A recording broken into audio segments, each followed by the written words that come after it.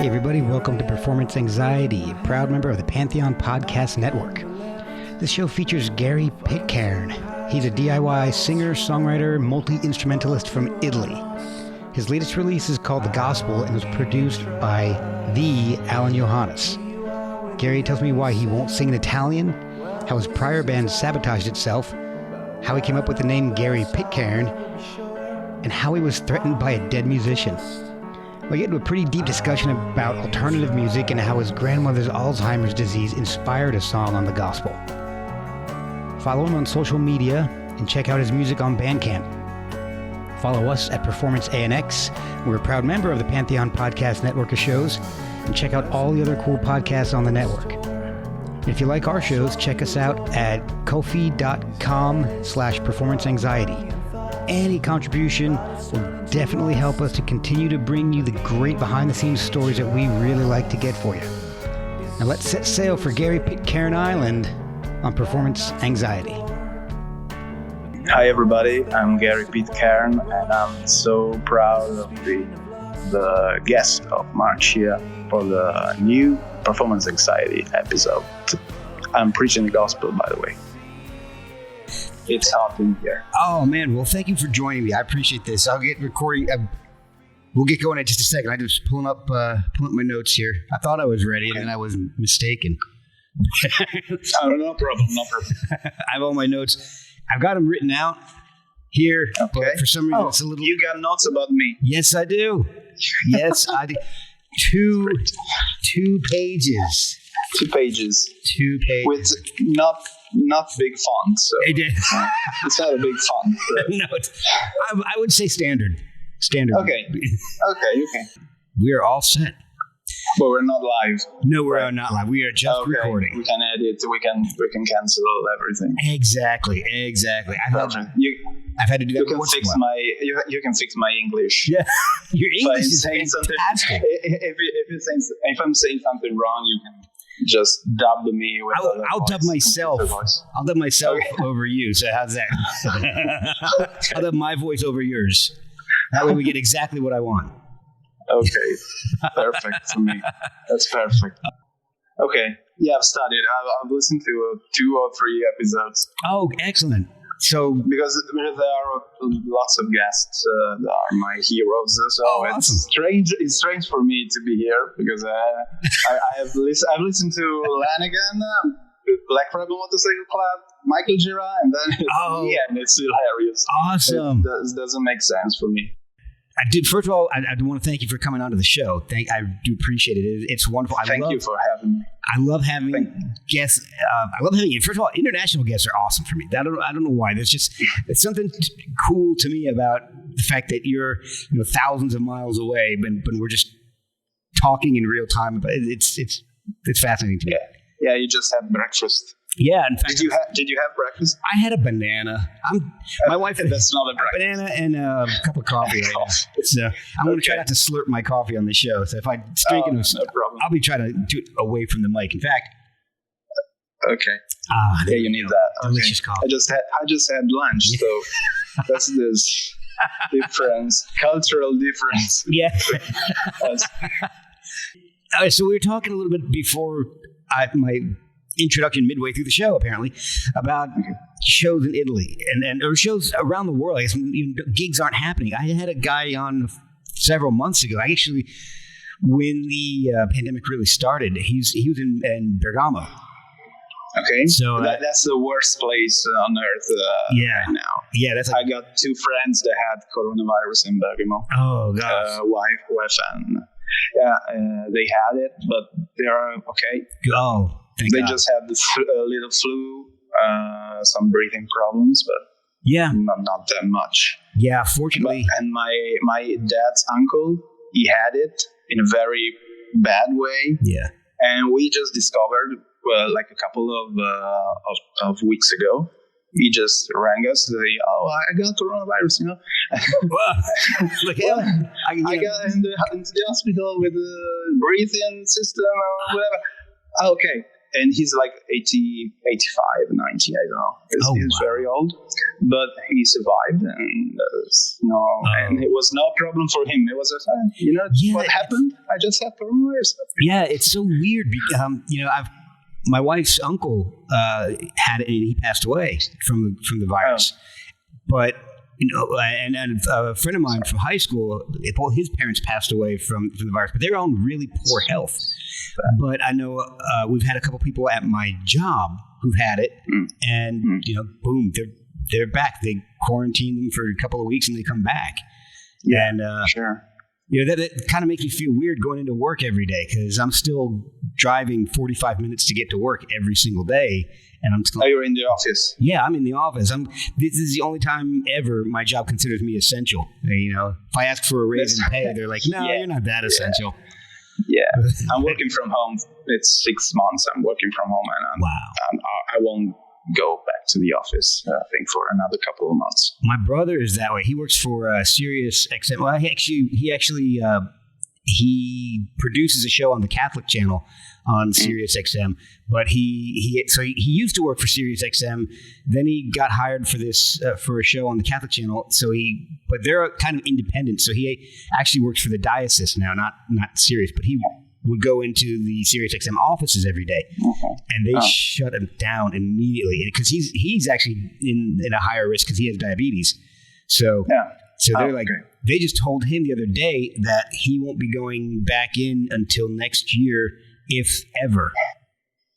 So, and that's for me. That's good. For my brother too. That's not a problem. No, I got a lot of time. Yeah, I know it's a bad thing, but for a lot of people, my parents maybe, but I had a great time during the lockdown. Yeah, just living my life in a different way, learning things that I didn't have the time to learn because of the daily job. And playing a lot music. I wanted to ask you about music. Discovered a lot of things. And listening to some podcasts. Listen to podcasts like that, yeah.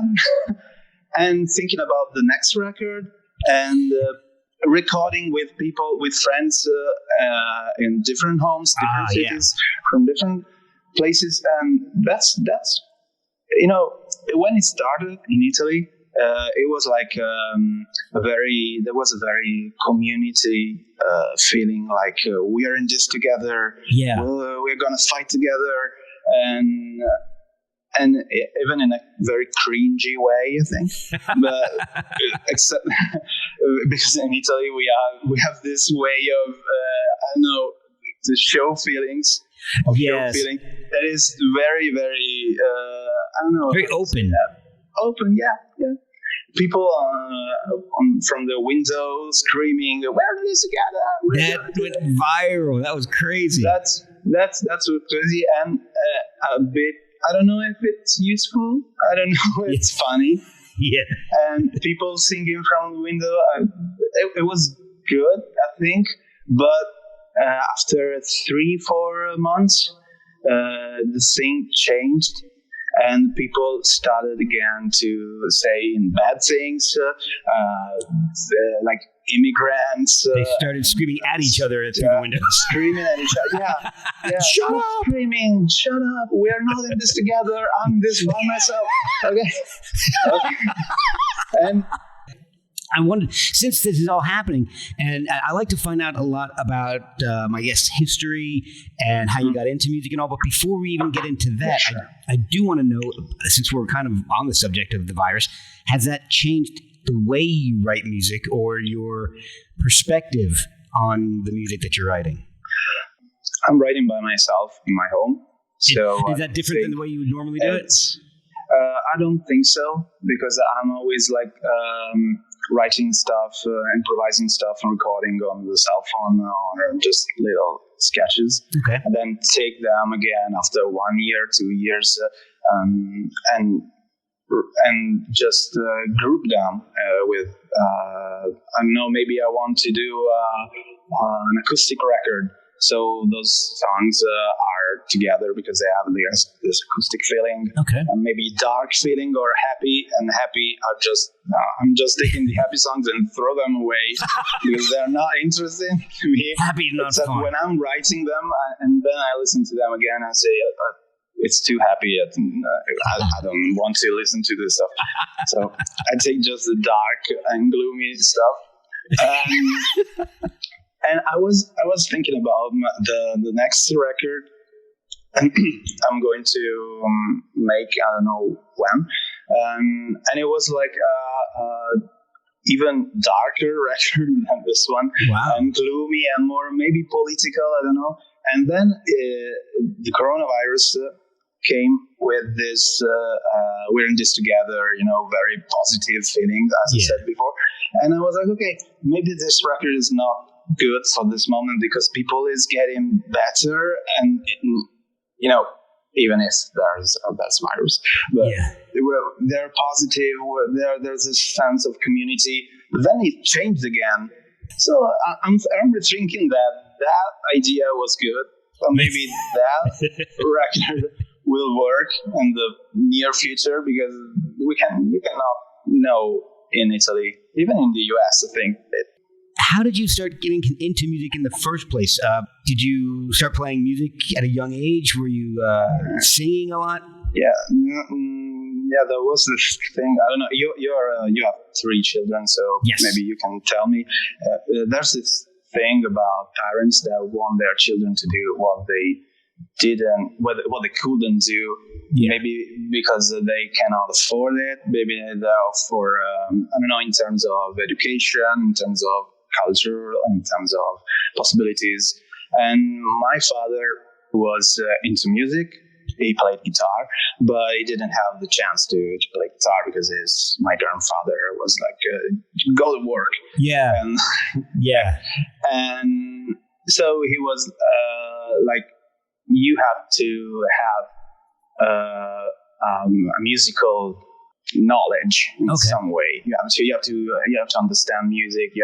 Someone has to teach you. So I had 5 years of piano lessons. Oh, wow. Because it was like, okay, piano is the most complete instrument and you have to learn it. Right. And I was like 9 years old.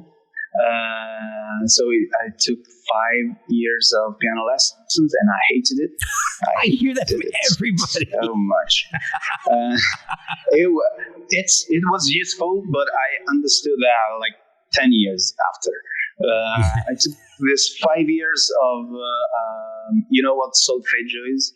Solfeggio is when you, I don't know if there's a word for an English word, but it was when you say notes in time, like A, B, C, D, E, F, G. Okay, that thing for 5 years. Oh, wow. It was like spoken solfeggio and sung solfeggio. So you are playing and you're singing the notes that you're playing in real time while you're playing. I know what you mean. I don't know what it's called over here in English, but I don't know. Maybe it's solfeggio. Maybe it because is. It's some sort of thing about classical music and and that tends to be universal. And it was 5 years like that, and it was not fun. I can imagine. You can say that. God, after like 5 minutes, it'd get boring. Yeah, and it was like that. And after 5 years, I was like, okay, I have to go to high school, so I'll be so busy with studying. I cannot do this anymore. And of course, it was a lie because I was getting bored. And piano is not a rock and roll. I'm sorry for all the rock and roll. I'm sorry for Jerry Lee Lewis, but it's not that rock and roll when you have 12 years. When you're 12. And, exactly. So it was like, okay, I'm going to quit these lessons. But it was useful because I've learned to play guitar and a bit of drums and a bit of bass all by myself. And I've done everything by myself. And I've recorded my first record and my first demo with my previous band by myself. I was playing all the instruments. It was useful for me because after 2 years of nothing, I took the acoustic guitar. I don't know why, and I started playing with It was a little more rock and roll than piano. It was way more rock and roll than piano. In fact, I was listening to Queen because they were the only band with rock and roll band with piano. Okay. So I was into Queen and listening to them a lot when I was in middle school, but I was frustrated because I was more into the rhythm section of Queen than Freddie Mercury. Freddie Mercury, he's good, he has great voice, he has great performance, but the drummer and the bass player were my favorite. Yeah, I can totally understand that, because to me, I get it. I understand this is going to be a very unpopular opinion. I understand and recognize the talent of Freddie Mercury. I just don't like him. To me, I like it. Bohemian Rhapsody to me is the worst song I've ever heard. I absolutely hate that song. I love it. To me, it's too much. I can't. It's too over the top. It's too much. You can't relate to that. I can't. I mean, I understand how amazing the song is. I just don't like it. I just do not like it. I really like it. Now, I like those songs, but it's just. I'm more of a "We Will Rock You" type of guy. Where you get the riff. You're more into Brian May than Freddie Mercury. Exactly. Because "We Will Rock You" was written by Brian May. And that riff and the power of the foot stomp percussion. Yeah, that I get. The overblown theatrics of Bohemian Rhapsody. That's not what I'm into at all. It's a bit too much. It is. It's too much for me. It is a bit too much. It's just over the line. So when did you start writing your own music? I was in high school when I started playing guitar. Okay. And I started listening to most was Oasis. I was into Britpop a lot. I love Britpop. Because here in Europe it was huge. Yeah, they really became my favorite band because they were so easy.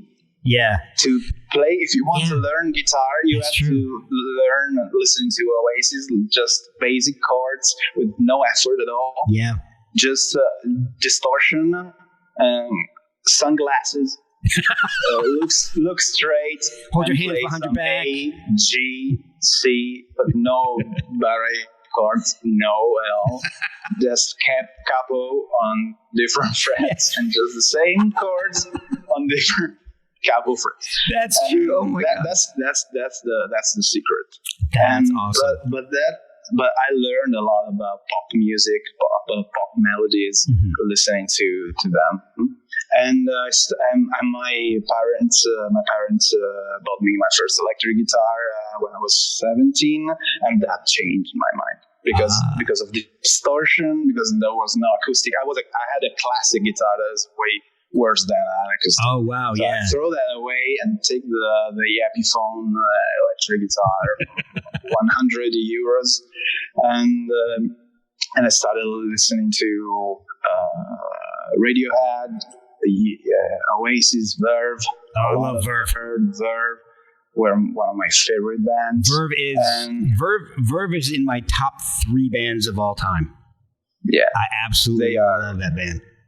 They are amazing. Yeah. And I was listening to just urban hymns. I found the first 2 records. A Storm in Heaven was amazing. For 4 years, I think, because there was no internet. There was no nothing. So it was just me and my electric guitar, 3-4 hours a day in my bedroom, learning just 4 chords that Noel Gallagher knew. And nothing else. And I started my first band. There was shit. Was that the name of the band? Was shit? Can I say that? No, the name was River. Okay. And we learned how to play our instruments together because no one knew how to play. I was in a band just like that. And drums and bass and singing. And the singer was terrible. And he was my singer. Even in the band after that. And he learned during these years. It was like Liam Gallagher. Yes. Okay. And then he changed he took lessons. And it was good, and then we changed into another band. Now, was he singing in English or in Italian? Like we were singing Oasis songs. Okay. Of course, in English, but our original in Italian. So it didn't make sense at all. I would love to hear something. I would love to hear somebody doing Liam Gallagher in Italian. It's shitty. And we were listening to just Oasis and playing just Oasis and our original in Italian, and they were just cheesy love songs with heavy distortion but basic chords, and it was shit. And it took like 4 years to realize that. Yeah. But we learned how to play, so it shifted from this pop, Britpop, to more hard rock, to other influences, because I started to listen to record. And once I found out, I think it was 2002, 2003, I listened to Songs for the Deaf. Oh, yeah. By Queens of the Stone Age. And I said, okay, I quit. Yeah. Because, okay, I quit. This band is shit. I don't want to do anymore. I want to change, because I found out new sounds, more psychedelic. I was listening to psychedelic music, very hard psychedelic music, like I don't remember. Well, first of all, Pink Floyd, of course. Yeah. But very heavy psychedelic, like Caius. Caius! I love Caius. Comets on Fire. Oh, cool. You know Comets No, on I Fire. don't. I'll have to look at that. They don't exist anymore, but they were a great psychedelic hard rock band like MC5 with Hawkwind, with heavy psychedelic stuff like effects on vocals, drums, guitars, bass. Everything is affected. Oh, that's awesome. With this echo, it's great. They've done 3-4 records. I'm going to write that down. And Comets on Fire and 6 Organs of Admittance are 2 bands that are connected. We split the band because we were just shit, pure shit. And I started to get sick with guitar, because I was doing all the same stuff. I was not learning something new. Oh, yeah. So with my previous singer, the bad one that turns into good one, yes. we started a new band, and with him as a singer and guitar player, but he was not able to play guitar, and I was not able to play drums, but I was a drummer, and we called ourselves Anubi. Okay. That's the band. That's my previous band. Okay. That started as a duo with guitar and drums, because I was into Black Keys and I was into White Stripes. Yeah. And I was into, I don't know, other bands like that, because that was cool at the time. Power duos. The first 2000s were into all this stuff with drums and guitar and everything else. Standstills, a bunch of other really cool bands. I don't remember other bands, but we started like that, and we, of course, we were shit, of course, because I sense a theme here. Drummer, because I'm not, because I'm not the drummer, but I was listening to a lot of music. I've never taken lessons, drum lessons, so I was just listening and playing all over records. I didn't have a drum set too. So I was just banging stuff in the house, and we did a record, an EP. But I think that I'm ready, and I feel that I'm ready. Come on, to be lost in the sea where every man really born. When I know where to go, but it's got to be happy down there. God, it seems the perdition is grim, but I really don't. Yeah. Welcome to the spirits, this is the city. It was garage lo-fi stuff, and then we hired a friend of ours. The air quotes are great. As a bass player, and he was a guitar player. So we were 2 good guitar players playing bass and drums, and the bad guitar player playing guitar. and that was punk to me, because I was like, okay, I don't want to do something that I know how to. I want to do something that I don't know how to. And we started doing that, and I was into Flaming Lips. Oh, yeah. And Steven Drozd. Oh, okay, yeah. That is my hero. He is one of my heroes, and he was the drummer. But in Flaming Lips record, he plays everything. Yeah, he does guitar and synths, piano, and backing vocals, amazing backing vocals. Yeah. And I was like, okay, I want to be like that. Well, I want to be like that. Right. I want to be him, and without the heroin. Well, yeah. Without that. That's a good. Yeah. Yeah, that's a good point. That's not. Yeah, take the good things. Not bad. Yeah. Okay. Learn from his mistakes. Yeah, and I was like, I want to be Steven Drozd, so I will not play guitar. I won't. If you're not able, you just do that bad, but you do your part. Do it. I don't want.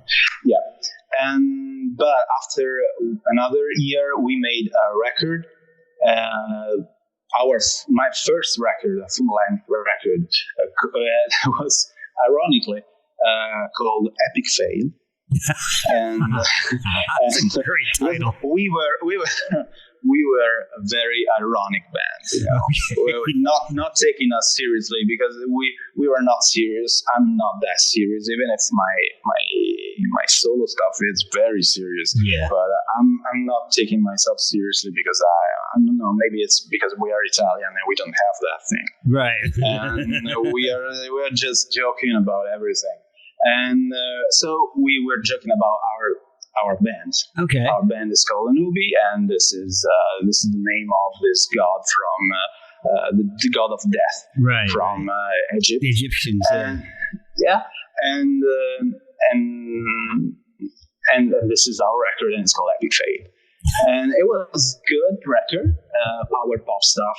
A bit of psychedelic here and there, very pop, but not so well recorded, but not that bad. It's not too bad. The stuff on Bandcamp I've heard, that's not bad, man. And then we made that EP that I think I sent you. Yes. Perdition is My Queen. That was the first time when we did something and we were actually proud of it, because of the sound, because of the songs, because it was 4 songs EP. Yes. And it was the first thing that people started to notice, because that's not bad. Well, I'll tell you, I like the Indian song a lot. Indian song is my favorite. That's mine too. Favorite. That's my favorite. And I was in that song. I was playing drums and guitars and piano and vocals, and like 90% of the stuff in that song. That's why it's good, me. Man. That's why I like it the best. I'm blushing. And that EP was the kind of a thing, because we started to play a lot of gigs around Italy.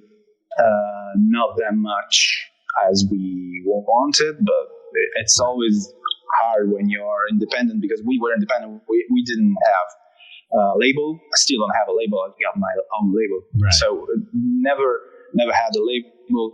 And we were booking. We were the press office. I was the press office.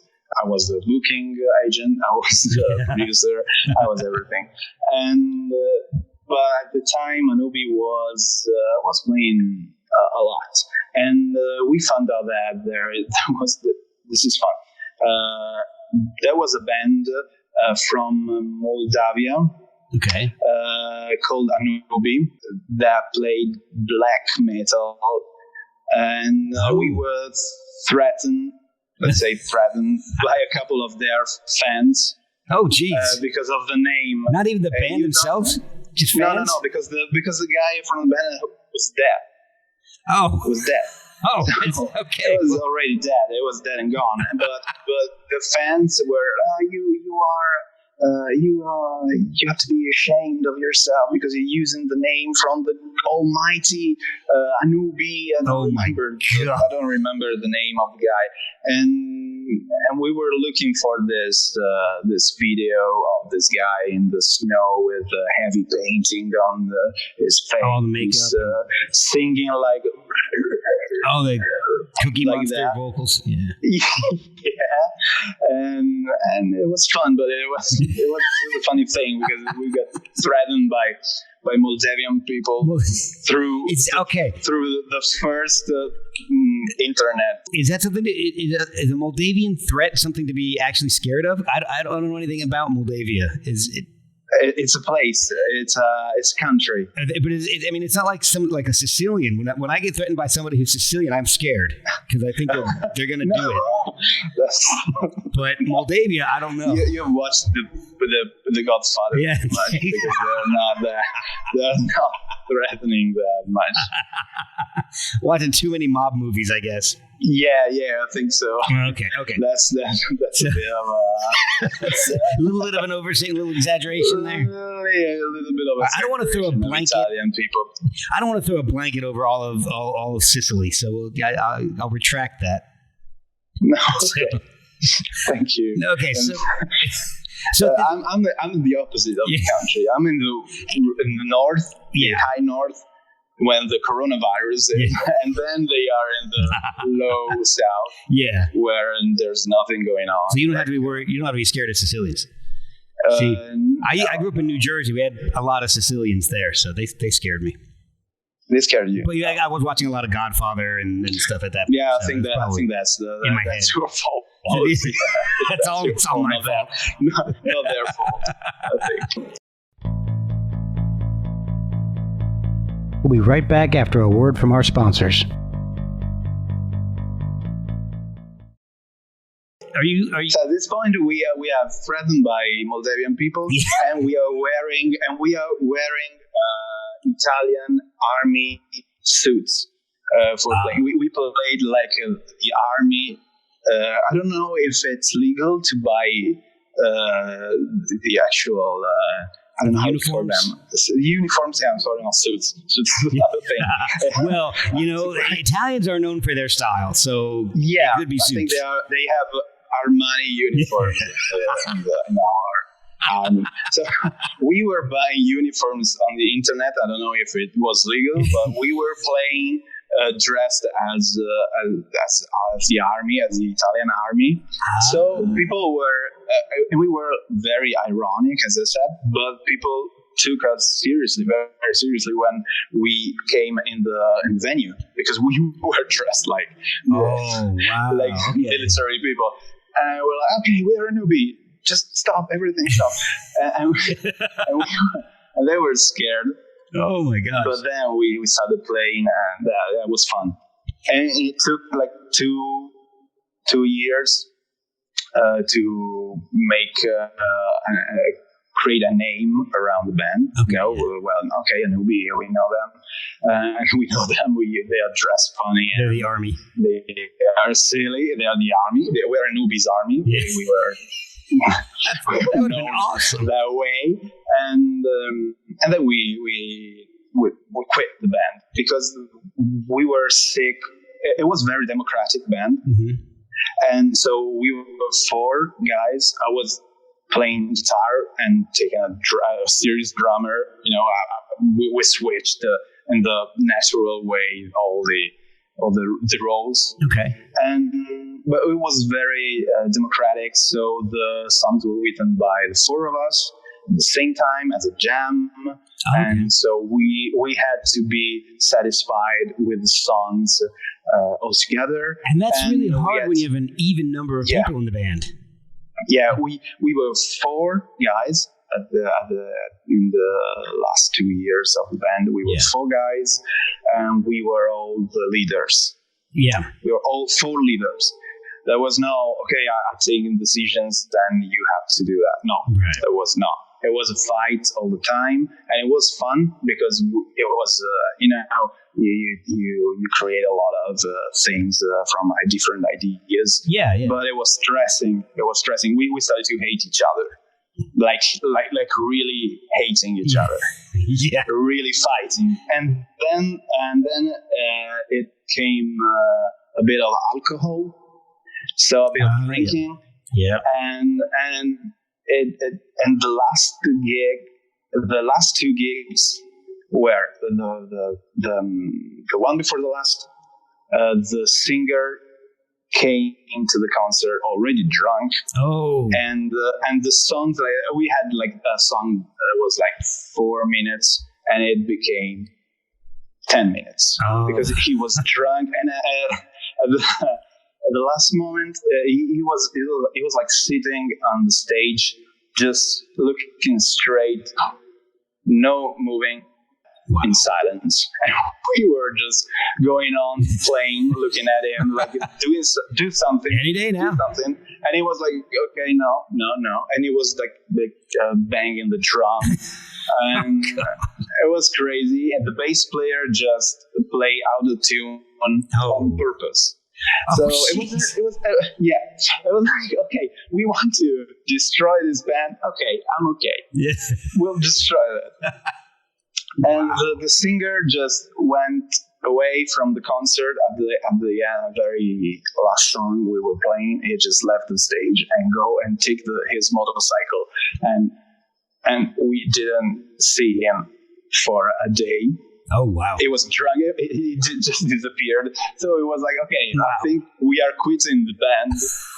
Jeez. I think it is not working. I don't know.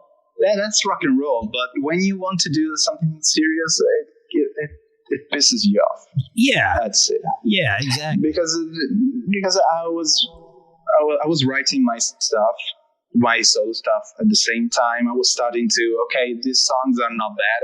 I'm gonna take them and use them for myself because I want to hear my voice singing it. Yeah, and I was just a guitar player. I was so shy about singing that. We cannot. I was just doing backing vocals from a meter from the microphone. Right. Like that. And the last gig after this, we had another gig, another concert, and there was a storm right before we were supposed to start playing. The worst storm I've ever seen, and we didn't play. So that was a sign from the universe that you have to quit. You have to finish this stuff. Wow. You have to finish and split the band and everyone go home and do your own thing. Nothing else. Do your own thing. And so the last one was interesting because we actually didn't play. Wow. And that's the moment when I start thinking, I got to do something by myself. I got to do something serious, not less rock and roll because I like rock and roll, but more to be more concentrated, to more focused. Okay. On art, on an art form, less show, less rock and roll, less Bohemian Rhapsody, more We Will Rock You. It was. I don't know. I think it was less Queen, less AC/DC, and more Elliott Smith. Okay. It was like more like. There we go. Okay. And Elliott Smith was in a band called Eat Miser. Yes. And he quit the band because they were too loud, and he was scared about being this loud, and he wanted to do more softer stuff. Yeah. And I started to think, okay, you can do that. I can do that. Yeah. I can be more humble, not just less cocky, more humble, more introverted and less less extroverted. I don't know. Less dumbass. Yeah. Less dumbass. Less. Yeah. That's a good. I like that way better. That's a good point. Yeah. And then I had this period with Anubi where I have a bit of anxiety. Okay. A bit of performance anxiety. There we go. Pun intended. But it was difficult for me to join that idea of having fun all the time, being badass all the time, and I was sick of it. And it was maybe it's not my personality. Mm-hmm. It's not like that. Not 100%. of the time. I have to sometimes just slow down. And I started to make my first record, that is I'll See You in the Trees. That came out like a month or 2 or 3 months ago. 2 or 3 months after the last movie record. Okay. That was the shittiest thing I've ever done, I think. Because we were like, okay, everyone is doing, we were going to do the White Album. So it's a double record of 40 songs, and everyone is doing his songs in his home, and then we're going to release that all together as a 2 hours thing that no one will listen to. And there were like 6 or 7 songs that were very good. That were the song that we did together. Yeah. And then the single solo stuff by every one of us, each one of us, and they were shit. And so the record is not that good. It's 30% good. Oh, wow. It's not the White Album. So after 3 months, I released my first solo record, I'll See You in the Trees, that I did by myself. Yes. 90%. Every instrument except for drums, they were played by my drummer of a movie that is still is my drummer.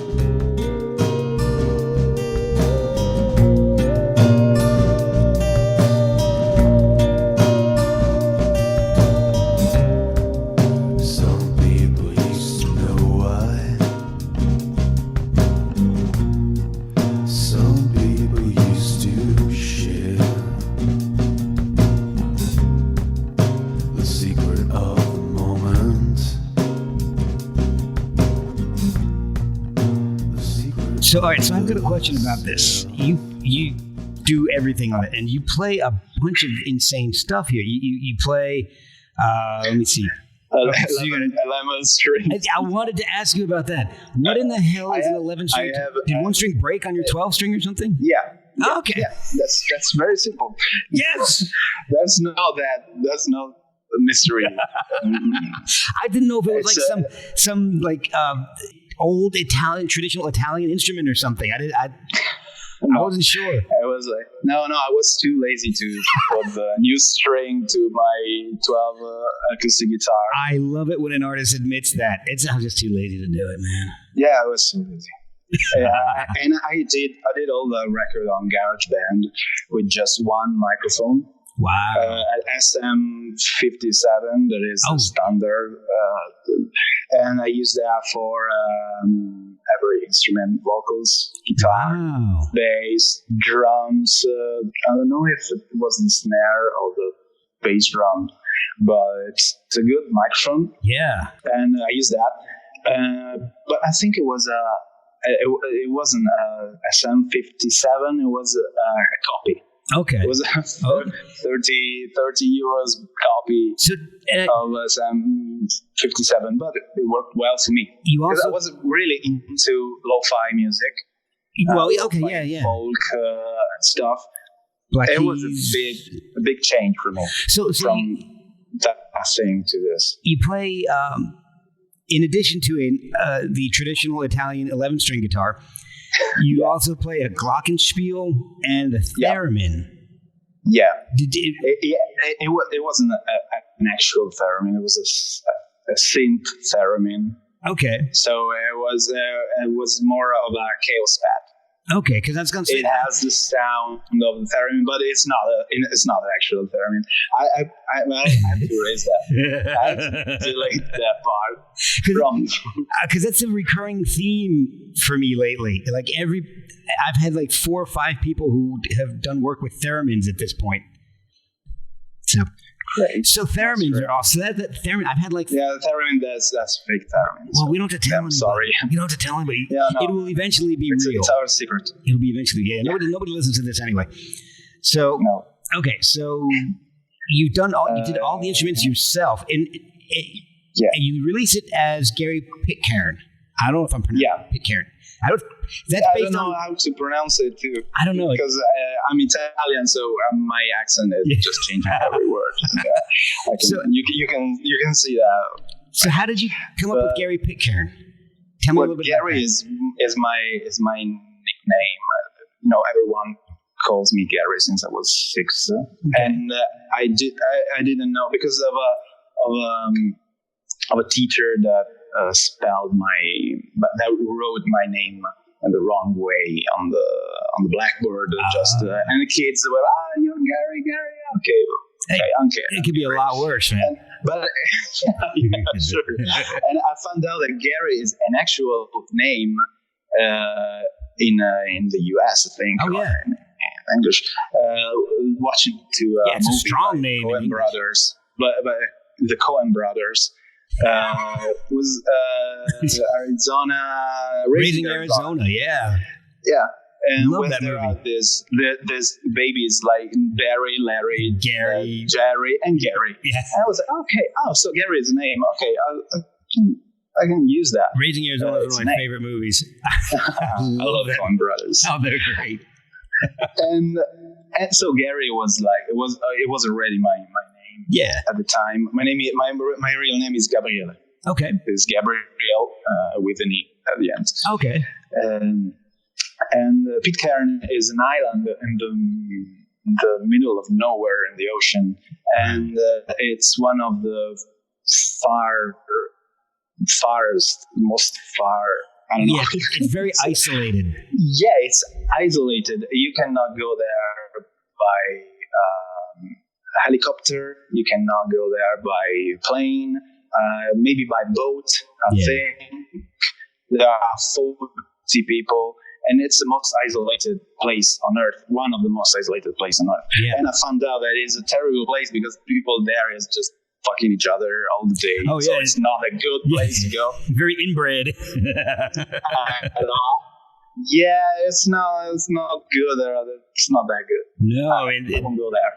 Yeah, that's where everybody thought the mutineers from HMS Bounty ended up, right? Yeah.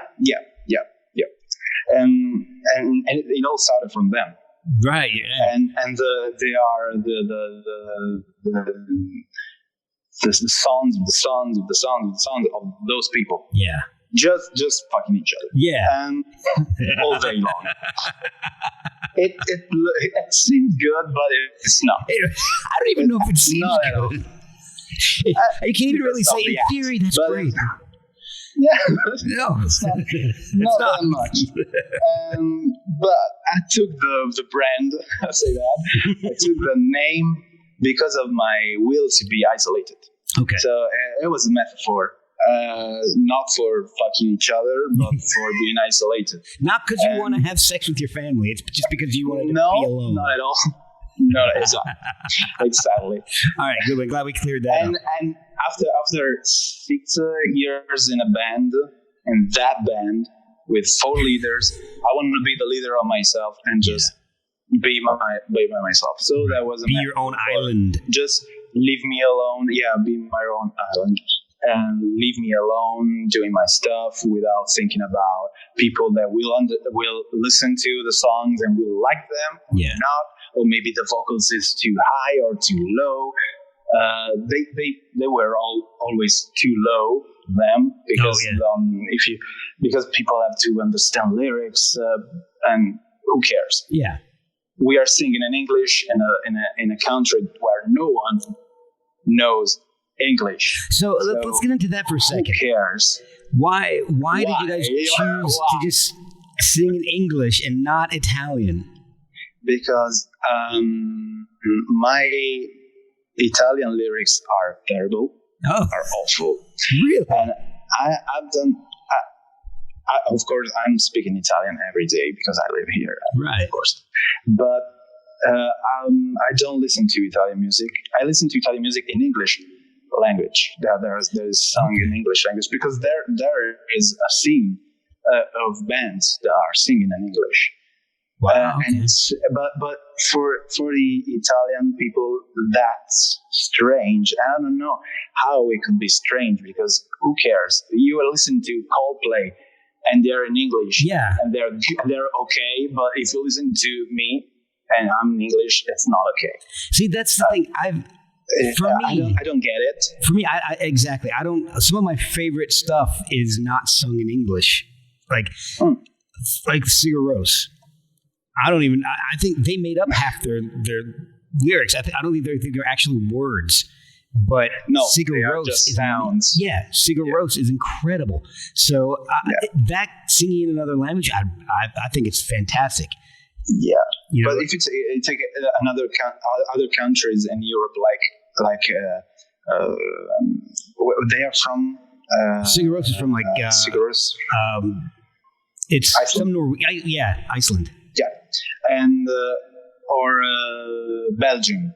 There are a lot of bands in Belgium that are singing in English. One of my favorite bands from Belgium is Deus. I don't know if you know You them. mentioned it. I haven't had a chance to listen yet, but Deus are amazing, and they are in English, but they are from Belgium, and they have a song in French, and they speak it.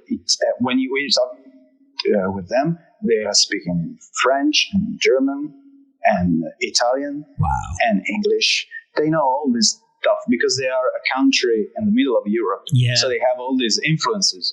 And we, as Italy, we are a peninsula, so we're not an island. We have water all around us. Right. So we have this problem about boundaries, and we want to keep our stuff for us. We don't want influences from outside, and so we're not that connected to Europe as I wished we were. But so that's the main thing, because we as Italian people, we don't listen to English music made by Italians, but just English music made by other countries. Any other country. Even if you're Norwegian, that's good. But Italian, no. Any other country singing in English is fine. Italian, nope. Yeah. Not in. Yeah. No. Okay. No. Why don't you sing in Italian? I want to understand your lyrics. Just learn English. That's my answer. Just do it. Just learn English. That's not that hard. Do it. Just learn English. You go to school. You have 6 years old. You're 6 years old, and you're taking English lessons. So use them.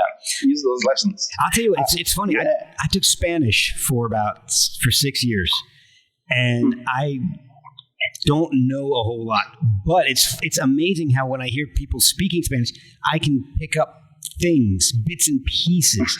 I can't really speak it anymore, but I can pick it up, and I see your point in that. Well, let me say a thing. If you are Italian and you're singing in Spanish, that's okay for Italian people. Really? Oh, interesting. That's no problem. Yeah, that's no problem. But if you're singing in English, you're a famous guy, like big producers like the Crookers, that are great producers, dance producers from Italy, and that's okay. But if you're indie rock, no. Wow. Rock, no. Pop, no. Interesting. But if you're singing in Spanish, reggaeton in Spanish, but you are Italian, that's okay. That's the number one in the charts. Oh wow, that's insane. But who cares? Because I'm not doing reggaeton. You're going against all that. Indie rock. Exactly. It's just, but the language thing is that I don't listen to Italian music. I like a lot of Italian music, but I'm not that into this thing. I listen to a lot of English, American, European, and British music. How big is the scene for indie stuff in Italy? Okay, there's a thing. If you come to Italy and you say, I want to see an indie band, a big indie band, you will listen to shitty pop bands. Because the word indie in Italy has changed its meaning. Its meaning. So it's kind of like when I think about indie, I think about Fugazi, I think about Minuteman, I think about Black Flag or R.E.M. or even Radiohead are indie to me. You like the literal indie vibe. Indie here is not the real indie. It's like pop from the charts. Okay. It's the real indie still exists, but it's more underground than what the underground was 10 or 12 years ago. So the meaning shifted because the labels are independent, okay, but they are doing pop music for the charts. Okay. So the idea is, okay, we are indie because we don't have that much money, or we're doing all by ourselves without the major labels. But at the end of the journey, you have become a major label, doing things for the chart. So that's not that great difference from you, and the major label. The U.S. we experienced that in the 90s, and it was when the term alternative music started to get a foothold in the charts.